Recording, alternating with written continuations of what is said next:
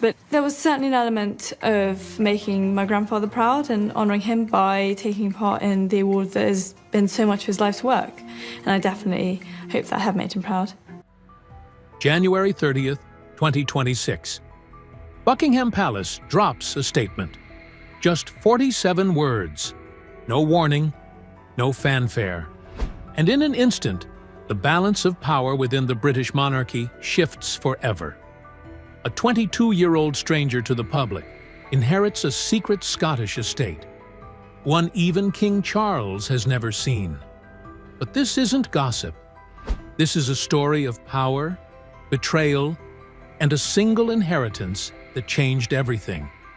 Alliances shattered, secrets exposed, and a young woman, camera-shy, underestimated, rises to the center of a storm the palace never saw coming. This is the Grey House, and it's about to rewrite royal history. The estate that didn't exist. To understand why this inheritance sent shockwaves through the monarchy, you have to understand the Grey House itself, because this was never just another royal property. It was a ghost.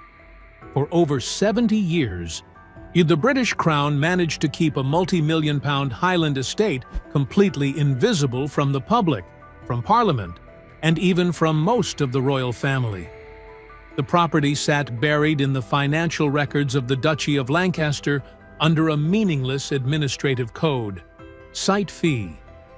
To any auditor flipping through the books, it looked like a minor land management expense, a utility bill, nothing more. It was hiding in plain sight, and that was exactly the point. The Grey House sits deep in the Cairngorms, in a stretch of the Scottish Highlands so remote and so brutal that even seasoned hikers avoid it. This is not the postcard version of Scotland you see in Balmoral holiday photos. This is a landscape of granite cliffs, ancient Caledonian pine forests, and weather that can kill you before lunchtime. The house itself is tucked into a natural bowl between old hunting corridors once used by Queen Victoria, positioned deliberately so that it cannot be seen from any trail, any road, or any modern vantage point. Queen Elizabeth II purchased it in 1952, just months after her father died, and the crown landed on her head. While the world watched a young queen being fitted for her coronation, she was quietly securing a backdoor exit from the performance of royalty. A special significance is attached to each piece of regalia. The jeweled sword of state is presented to the Queen by the Archbishop, who bids her use it for the punishment of evildoers and for the protection of the law-abiding. And here is the detail that would later drive Queen Camilla's lawyers absolutely mad. The deed never listed a royal title. No mention of Her Majesty. No connection to the Crown estate.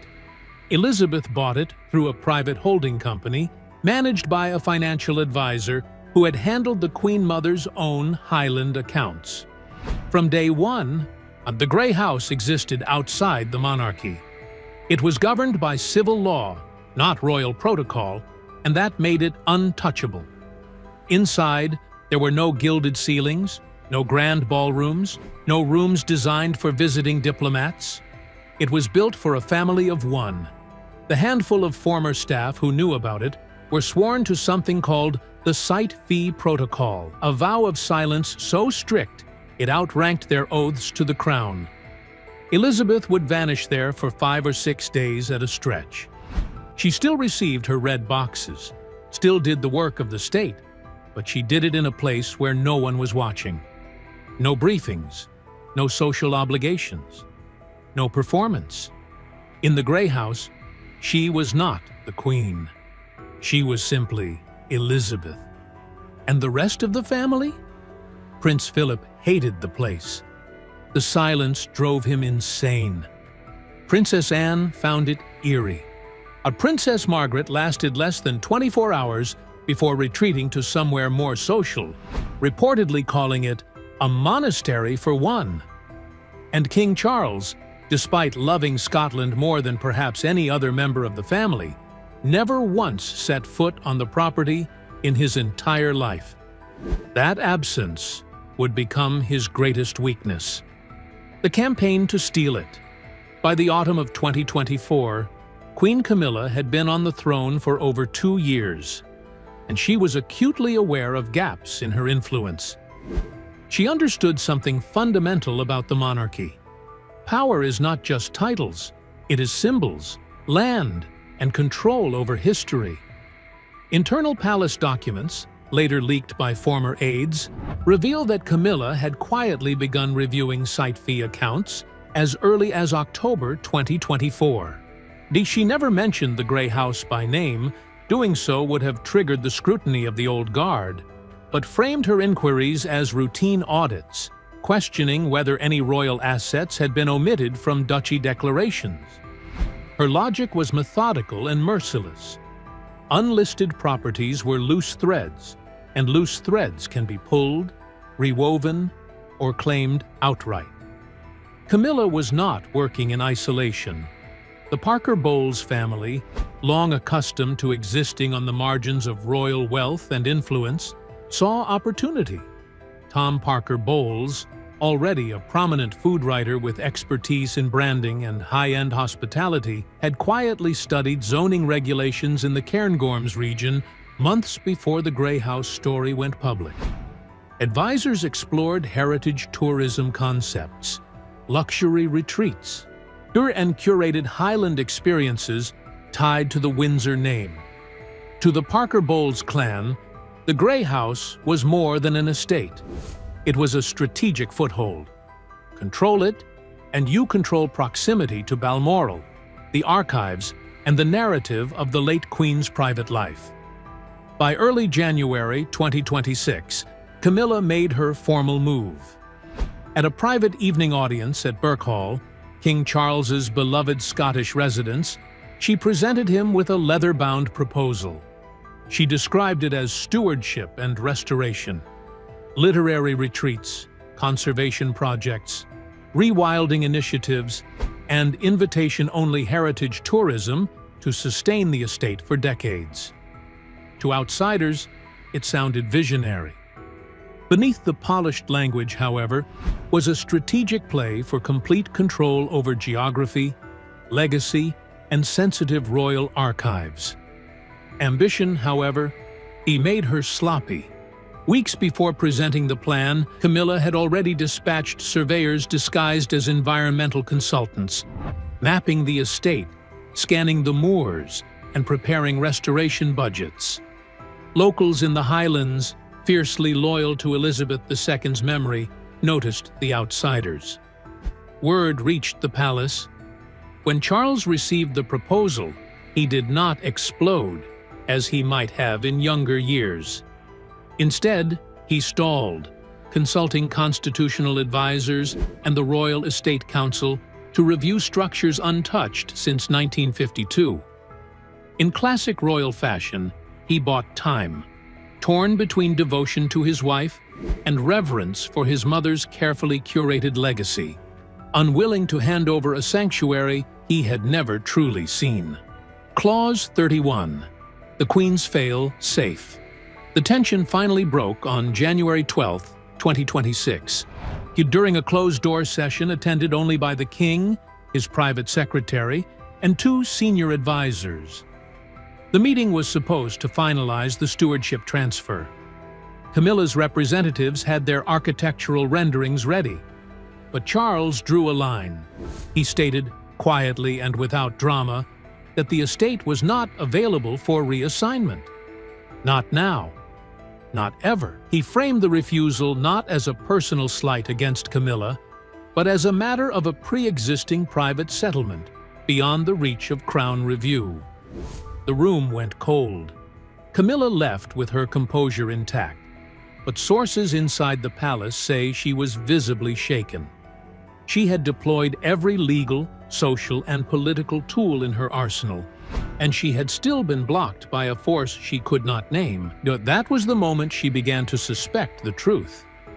That the late Queen had seen this coming years ago and had placed a guardian in the way that no Queen consort could ever move.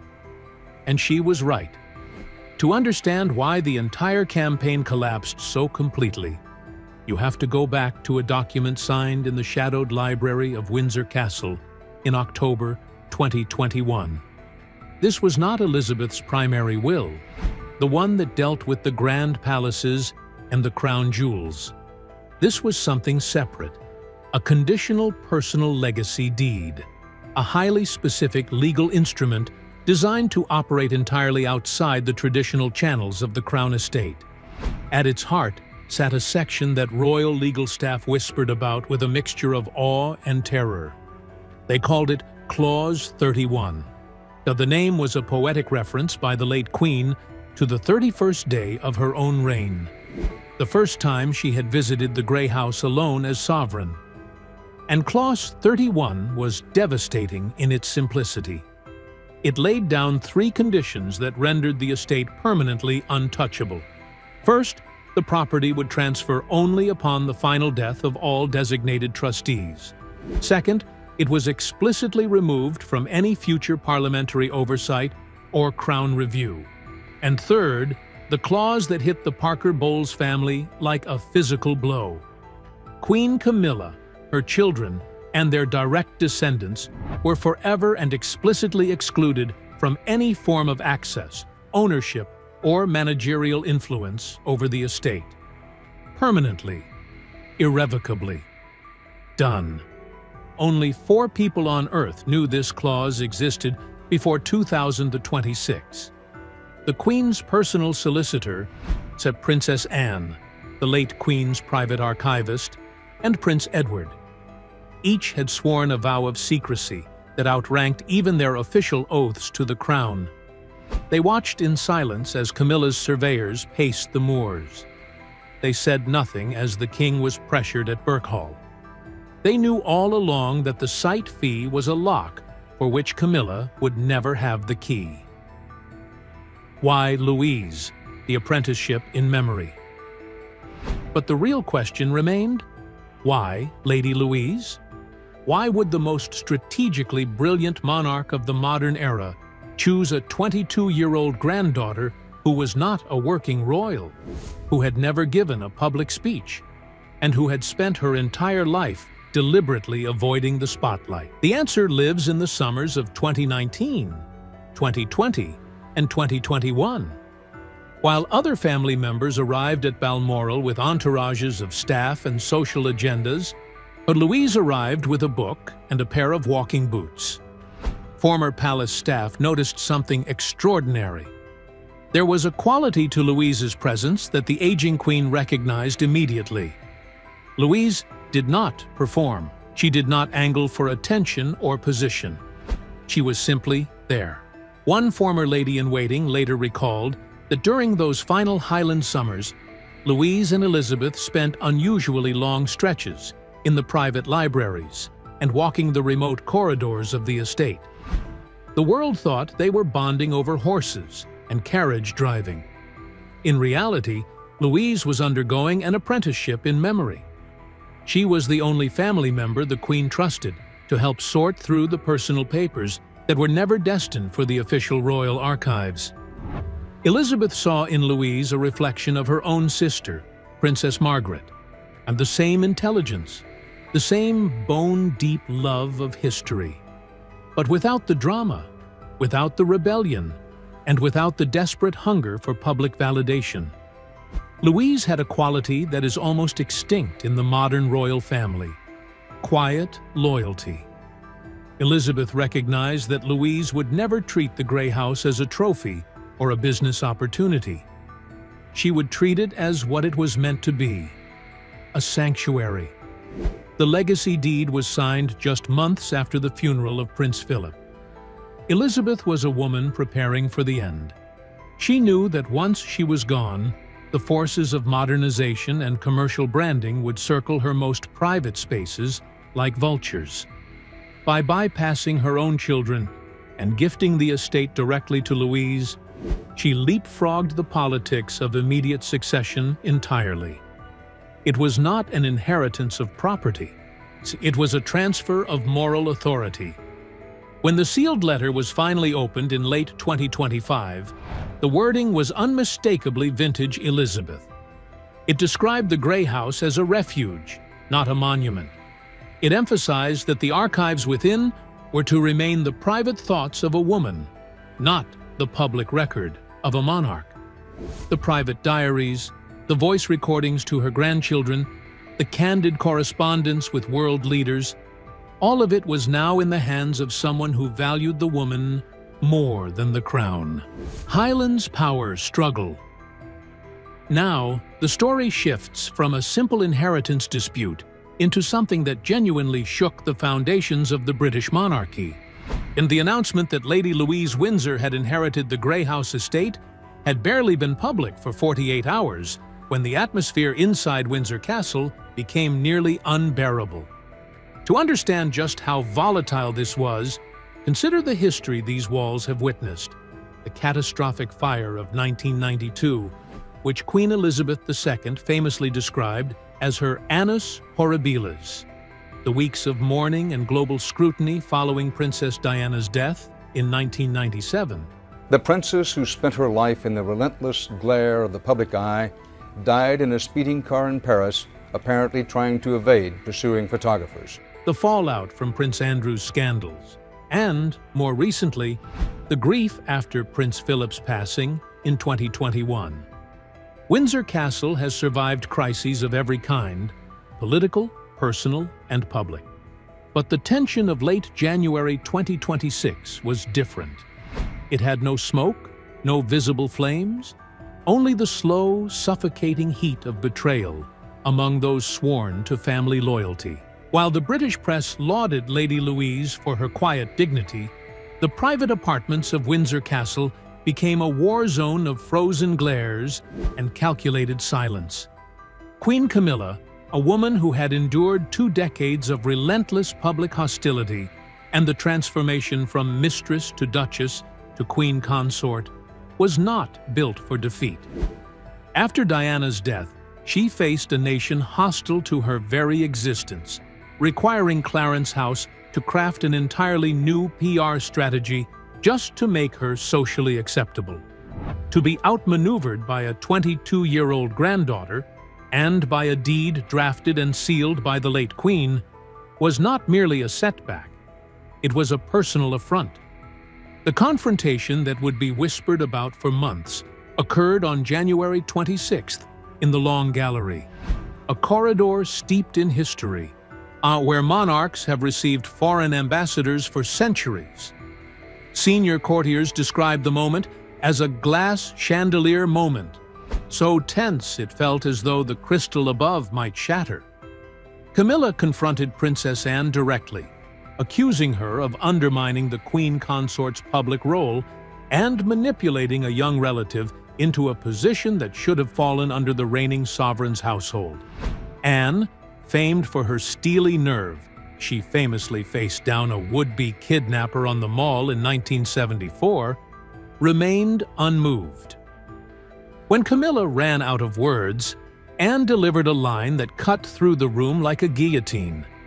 "Neither were you, and yet, here we are." The silence that followed was described as funeral grade. Camilla left without another word.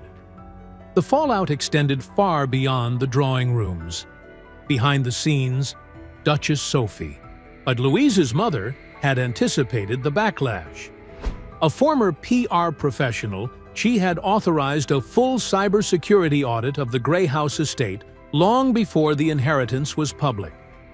The findings were alarming. Multiple drone flights over the roofline, remote trail cameras along the northern tree line, all clearly intended to monitor movement on the property.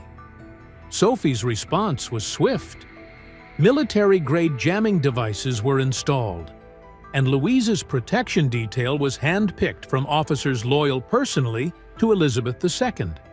Meanwhile, Prince Edward, often underestimated as the quiet sibling, revealed an unexpected backbone.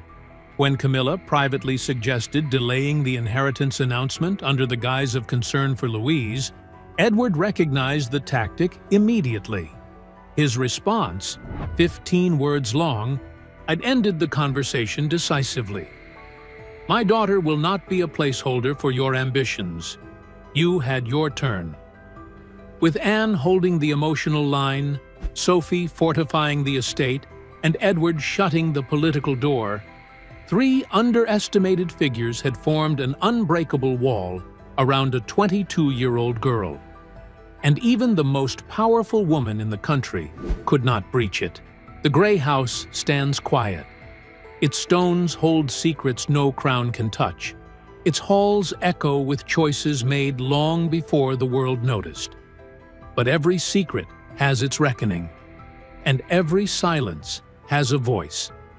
The question is not who controls the estate, but who will move next. And when they do, will the monarchy ever be the same?